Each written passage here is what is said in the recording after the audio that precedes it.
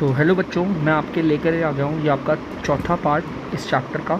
तो इस चैप्टर को स्टार्ट करने से पहले आगे मैं सबसे पहले आपसे पूछूंगा कुछ सवाल। ठीक है बच्चे? तो आप देखिए स्क्रीन पे देख सकते हैं, आप कुछ सवाल है हमारे, तो बहुत ही आसान है। सबसे पहला, which of the two manure और फर्टिलाइज़र इज़ मैन मेड। तो बच्चे यहाँ पर सवाल पूछ रहा है इन दोनों में से, हमारे मैन्योर में से और फर्टिलाइज़र में से मैन मेड कौन सा है, मतलब इन दोनों में से कौन है जिसे इंसान बनाते हैं। तो बच्चे इसका करेक्ट आंसर है फर्टिलाइज़र। आपको पता है ना, केमिकल से होता है, इसे हम बनाते हैं, लेकिन मैन्योर तो नेचुरली भी बनता है, कुदरत भी अपने आप बनाती है ना। लेकिन फर्टिलाइज़र होता है हमारा मैन मेड। ठीक है बच्चे, चलिए अब अगला सवाल पढ़ते हैं हमारा। Name a commonly used fertiliser which contain nitrogen. तो यहाँ पर बोला है आपको एक बहुत ही कॉमन फर्टिलाइज़र का नाम बताना है जिसके अंदर नाइट्रोजन आता हो। तो बच्चे इसका ऑप्शन देखिए ध्यान से, मैंने आपको ये टेबल पढ़ाया भी था। अब यहाँ पर एक तरफ हमारे फर्टिलाइज़र के नाम दे रखे हैं, ध्यान से सुनिएगा। एक तरफ हमारे फर्टिलाइज़र के नाम दे रखे हैं, ठीक है, और दूसरी तरफ उनके अंदर क्या क्या होता है। तो देखो हमारे पास तो ऐसे बहुत सारे फर्टिलाइज़र है जिनमें नाइट्रोजन आता है, जैसे कि आप देख सकते हो डाई अमोनियम फॉस्फेट, देखो इसमें नाइट्रोजन आ रहा है। हमारा NPK फर्टिलाइज़र, इसमें भी नाइट्रोजन आ रहा है, और यूरिया, इसमें भी इसमें तो सिर्फ नाइट्रोजन है। तो बच्चे सबसे ज़्यादा कॉमन जो होता है ना, मैंने आपको बताया था NPK फर्टिलाइज़र है। आप इन तीनों में से किसी का भी नाम लिख सकते हो। उसने बोला है एक फर्टिलाइज़र का नाम बताओ जिसके अंदर नाइट्रोजन होता है। तो भाई यहाँ तो तीन है हमारे पास, ठीक है। अब अगला हमारा सवाल देखिए। यहाँ पर बोला है what is the huge reserve stock of food grains held by the government agencies called. जो सरकार के पास बहुत ज़्यादा अनाज होता है, उन अनाज को सरकार जिस जगह पर भी रिजर्व करके स्टॉक करके रखती है, ठीक है, तो उस जगह को क्या कहते हैं, उस बड़े से रिजर्व को जहाँ पर सरकार ना उसे संभाल के रखती है, बेटा उसे बफर स्टॉक कहते हैं। ठीक है, जो इतना सारा आइटम, जो सरकार के पास इतना सारा अनाज होता है जिससे सरकार ना संभाल के रखती है हमारी सरकार उस अनाज को, उसे बफर स्टॉक कहते हैं। आने वाले समय के लिए या कोई आपदा के लिए जब हमारा अनाज ना उगे, उसके लिए ना बफर स्टॉक का सारा अनाज संभाल के रखा जाता है। अब बढ़ते हैं अगले सवाल पे। Name the chemical used for protecting crop from paste. Paste का मतलब होता है कीड़े मकोड़े। अपनी फसल को, बच्चे ध्यान से सुनना, अपनी फसल को, अपनी क्रॉप को इन पेस्ट से बचाने के लिए हम कौन से केमिकल का इस्तेमाल करते हैं। देखो बहुत सारे हैं, एक का नाम बताता हूँ मैं आपको। जैसे एक का नाम है पॉलीथियोन, पॉलीथियोन, ये देख सकते हो पॉलीथियोन। और एक होता है मेलाथियोन, ये देखो मेला, और ये थियोन की स्पेलिंग यहीं से कॉपी कर लेना, ठीक है। एक होता है पॉलीथियोन और एक होता है मेलाथियोन। ये हमारे बच्चों दो पेस्ट हैं जिसे हम फसलों में डालते हैं ताकि फसल में जो कीड़े मकोड़े होते हैं ना वो हट जाएं। पेस्ट का मतलब होता है कीड़े मकोड़े। अब देखो यहाँ पर अगला आखिरी सवाल। Name the two machines used during harvesting. आपको दो मशीनों का नाम बताना है जिसे हम इस्तेमाल करते हैं हार्वेस्टिंग के लिए। दो मशीन कौन कौन सी है जिससे हार्वेस्टिंग होती है। एक तो बच्चों आप सबको पता होगा हार्वेस्टर, इससे तो सिर्फ हार्वेस्टिंग होती है। हार्वेस्टर, हार्वेस्टिंग का मतलब होता है फसल को काटना, तो हार्वेस्टर जो मशीन होती है वो फसल को काटता है। और दूसरा मैंने आपको बताया था कॉम्बाइन।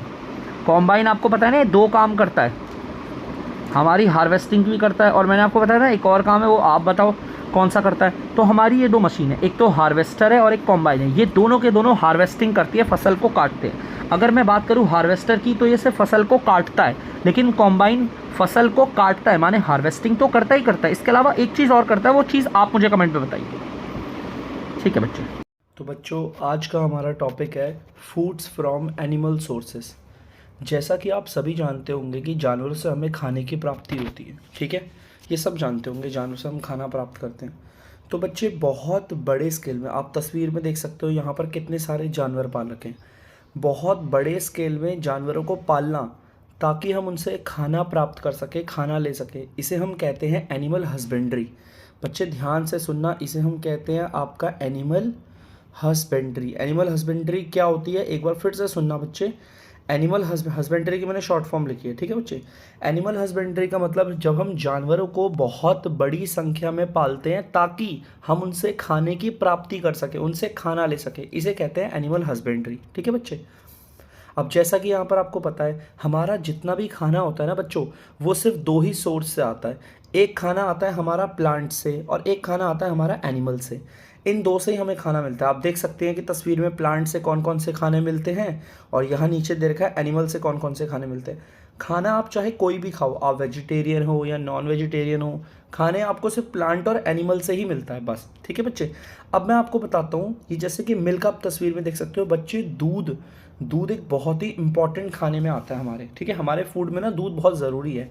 क्यों है, दूध से काफ़ी सारी चीज़ें प्राप्त होती हैं हमें, इस वजह से दूध को हम बहुत ही ज़्यादा अच्छा मानते हैं। ठीक है बच्चे, अब मैं आपको बताता हूँ कि ये वो जानवर है जिनसे हमें दूध की प्राप्ति होती है। इसके अलावा भी बहुत सारे जानवर होते हैं, फिलहाल तो मैंने थोड़े से दे रखे हैं। जैसे आप देख सकते हो काऊ हो गया, गोट हो गया, कैमल हो गया, इन सभी जानवरों से हमें दूध प्राप्त होता है। ठीक है, हमारे ऊँट का भी दूध होता है, बकरी का होता है, गाय का होता है, और भी बहुत सारे जानवर होते हैं। लेकिन हमारे पूरी दुनिया में सबसे ज़्यादा दूध से प्राप्ति वाले जानवर होते हैं ये। एक होता है आपका ये बफेलो और दूसरा होता है ये काऊ। ये दो जानवर ऐसे हैं, इनसे सबसे ज़्यादा दूध प्राप्त होता है। ठीक है बच्चे, अब आप देख सकते हैं यहाँ पर, देखो बहुत बड़ी संख्या में ये जानवरों को पालना, देखो ध्यान से सुनना, मैंने अभी एनिमल हस्बेंड्री बताया था ना, अब मैं इसको बताता हूँ। बहुत बड़ी संख्या में जानवरों को पालना ताकि उनसे दूध ले, क्या ले, दूध। ये बहुत बड़ी संख्या में हमने गाय को पाल रखा है, कुछ भैंसों को पाल रखा है, देखो एक तरफ भैंसे एक तरफ गाय है ना। तो बहुत बड़ी संख्या में अगर आप जानवरों को पालते हो ताकि उनसे दूध मिले, इसे कहते हैं डेयरिंग। ठीक है, इसे कहते हैं डेयरिंग, सुना है ना, डेयरी पे दूध मिलता है, डेयरिंग कहते हैं इसे। ठीक है, मैं लिख देता हूँ यहाँ पर, बहुत बड़ी संख्या में जानवरों को पालना ताकि उनसे दूध की प्राप्ति हो, इसे कहते हैं डेयरिंग। ठीक है बच्चे, चलिए बढ़ते हैं आगे। अब आप देख सकते हो डेयरी के फूड्स हैं। डेयरी फूड मतलब जो भी हमारे दूध से बनते हैं खाने। आप यहाँ पर जितने भी फूड आइटम देख सकते हैं, एक एक करके आप पढ़ लीजिएगा, ये डेयरी फूड्स है। बच्चे नेक्स्ट हमारा टॉपिक है पोल्ट्री। तो पोल्ट्री क्या होता है मैं आपको सबसे पहले बताता हूँ बच्चे। जैसा कि आप जानते हैं कि हम मुर्गियों को पालते हैं, है ना। यहाँ पर आप देख सकते हो हमने हैन पाल रखी है, यहाँ पर डक हो गई, या फिर आपका ये हो गया, इसे कहते हैं टर्की। ठीक है, हम इन बर्ड्स को पालते क्यों हैं बच्चे? इन बर्ड्स को पालने का हमारा कारण होता है क्योंकि हमें इन बर्ड से दो चीज़ें प्राप्त होती है, एक होता है एग और दूसरा होता है मीट। हमारा अंडा और मीट हमें इन बर्ड से ना ये प्राप्त होता है, इसलिए हम इसे पालते हैं। और आपको बता दूं मैं, अंडे में और हमारे इस चिकन में हमारा सबसे ज़्यादा प्रोटीन होता है, याद रखना, इसमें ना काफ़ी मात्रा का प्रोटीन होता है। इसलिए जो बॉडी बिल्डर्स होते हैं वो अक्सर ना ये एग्स और ये चिकन खाते हैं। ठीक है बच्चे, अब बच्चे मैं अगर आपको बताऊं, बहुत बड़ी संख्या में, बहुत ही बड़ी संख्या में इस तरह से ये पक्षियों को पालना ताकि इसे अंडे मिले और हमसे हमें मांस मिले, इसे कहते हैं आपका पोल्ट्री फार्मिंग। पोल्ट्री फार्मिंग, ध्यान से सुनना मैंने क्या बोला, बहुत ज़्यादा संख्या में इन बर्ड्स को पालना ताकि इनसे हमें अंडे और चिकन मिले या मीट मिले बोल लो, तो इसे हम कहते हैं पोल्ट्री फार्मिंग। और जिस जगह पर इसको किया जाता है, जिस जगह पर इन मुर्गियों को पाला जाता है, उसे कहते हैं पोल्ट्री फार्म।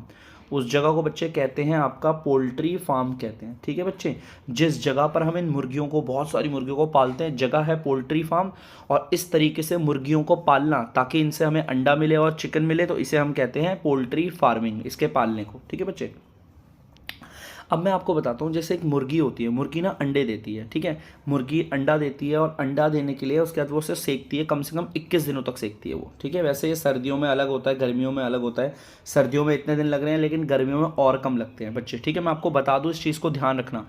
मुर्गी जब अपने अंडे देती है ना, तो अंडों को 21 दिनों तक सेकती है सर्दियों में। ठीक है, विंटर में 21 दिनों तक सेकती है, लेकिन आपको बता दूं आपकी जानकारी के लिए, गर्मियों में माने समर में ना ये शायद 14 डेज़ के अंदर अंदर निकाल देती है अंडे। ठीक है, तो वो छोड़िए, आप बस इतना याद रखना, जब तक मुर्गी अंडे को सेकती है, इस पीरियड को, है ना, इस पीरियड को हम आपका जो है ना यहाँ पे जब तक ये सेकती है, इसे हैचिंग पीरियड कहते हैं। ठीक है बच्चे, इसको कहते हैं हैचिंग पीरियड। ठीक है, जब तक मुर्गी, जैसे अगर ये मुर्गी अपने अंडों को 21 दिनों तक सेकती है, अच्छे से गर्मी देती है, अपनी शरीर से गर्माहट देती है मुर्गी इन्हें, तो इन 21 दिनों को कहते हैं हैचिंग पीरियड। अब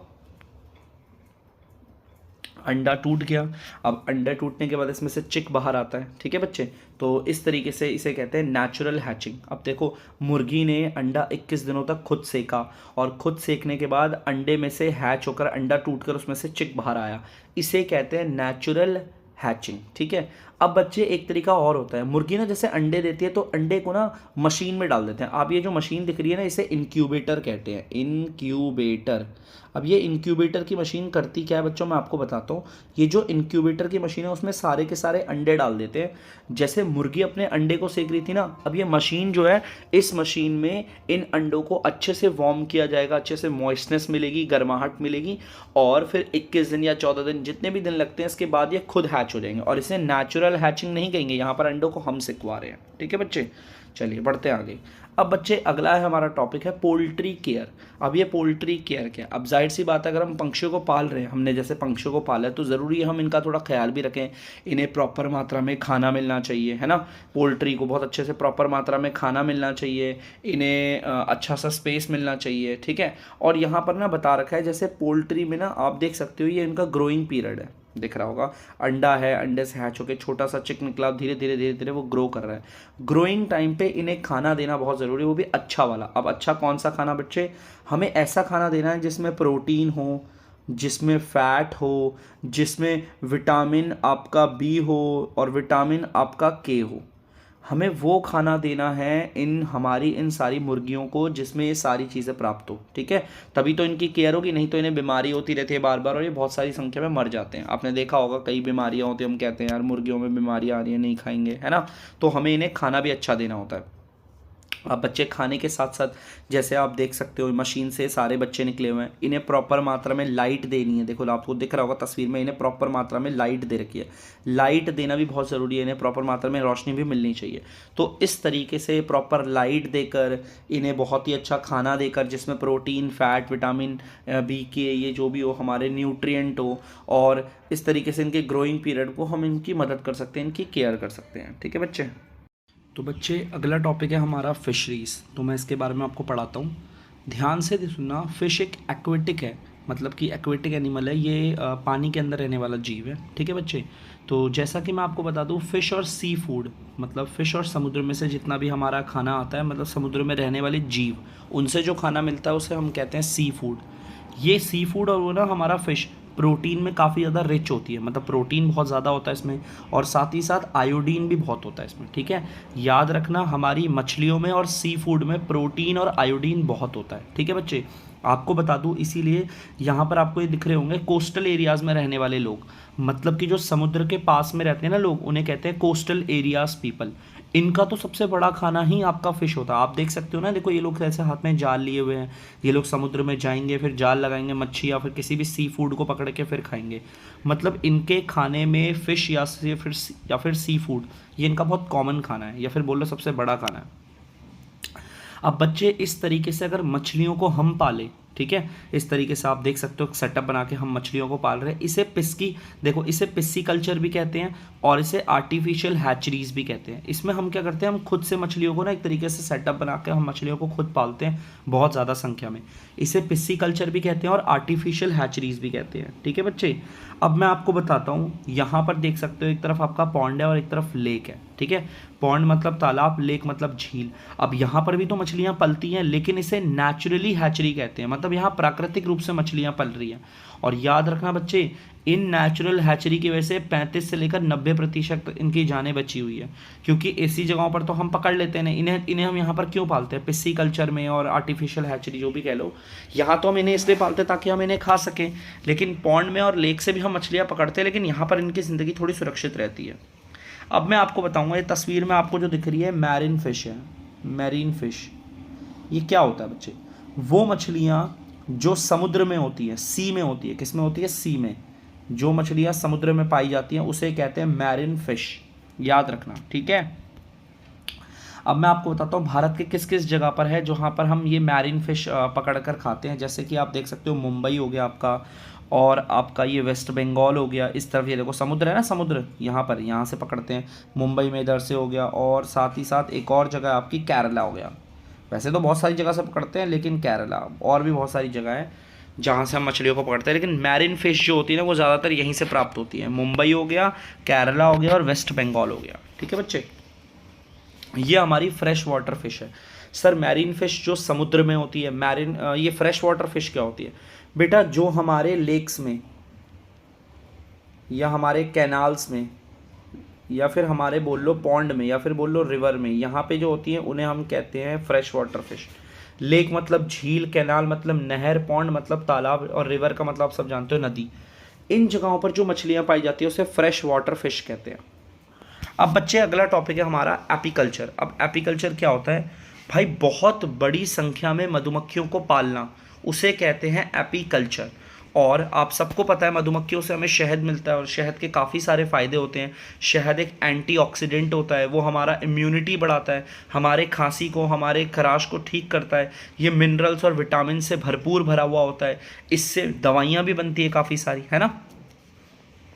ध्यान से सुनिएगा बच्चे, आप देख सकते हो तस्वीर में मधुमक्खी अब ये शहद बनाती कैसे है। बेटा आप देखना तस्वीर में फ्लावर में ना ये बीच में ऐसे जो जा रहा है ना, ये देखो आपका फ्लावर में बीच में ऐसे जाता निकलता ना, इसे हम नेक्टर कहते हैं। देखो ध्यान से, ये देखो मधुमक्खी इस नेक्टर से, देखो सॉरी, मधुमक्खी इस फ्लावर से नेक्टर को ले रही है। इसे नेक्टर नहीं मतलब ये फ्लावर का पार्ट है। तो यहाँ पर मधुमक्खी क्या कर रही है बच्चे, मधुमक्खी यहाँ से नेक्टर को प्राप्त कर रही है, ठीक है। अब यहाँ से नेक्टर को लेकर वो क्या करती है, अपने शहद में यहाँ पर जाकर शहद बनाती है छत्ते पे। इसे बीहाइव कहते हैं छत्ते को, ठीक है बच्चे। तो यहाँ पर ये चीज़ का आप लोग ध्यान रखना, ठीक है। तो इस तरीके से मधुमक्खी जो है वो शहद बनाती है, फूलों से वो नेक्टर लेती है और फिर अपने छत्ते पे स्टोर करती है और शहद बन जाता है। अब बच्चे यहाँ पर मैं आपको और भी चीज़ बताऊँगा। देखिए बच्चे ध्यान से, यहाँ पर बता रखा है कि हमारी जो मधुमक्खी की जो ज़िंदगी होती है वो महज 16 दिन की होती है और 4 स्टेज होते हैं उसमें, वो 16 दिन की ज़िंदगी होती है उसकी। अंडे से लार्वे में 3 दिन, लार्वे से प्यूपा में 6 दिन, और प्यूपा से हनी बी जो बनाने का उसका शहद बनने का समय होता है वो 7 दिन होता है, ठीक है। और अब मैं आपको बताऊंगा, यहाँ पर ये हनी एक्सट्रैक्टर है, मतलब वो लोग जो छत्ते से ना शहद निकालते हैं उन्हें कहते हैं हनी एक्सट्रैक्टर, और ये काफ़ी एक्सपीरियंसेबल पीपल होते हैं, ठीक है बच्चे। तो यहाँ पर होता है बच्चे हमारे इस चैप्टर का दी एंड। आई होप आप लोगों को चैप्टर समझ में आया हो। तो मिलते हैं आपसे अगली वीडियो में अगले चैप्टर के साथ, तब तक के लिए बाय बच्चों।